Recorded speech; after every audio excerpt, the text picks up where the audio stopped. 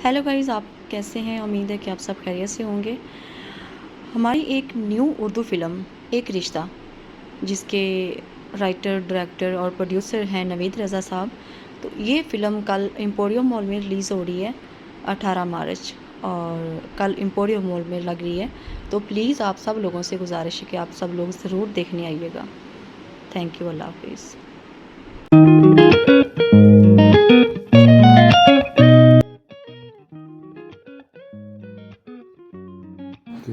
अस्सलाम वालेकुम जी, मैं हूँ डॉक्टर रूबा। आप लोगों को था जिस दिन का, जिस फंक्शन, जिस इवेंट का इंतज़ार, वो आखिरकार आ गया।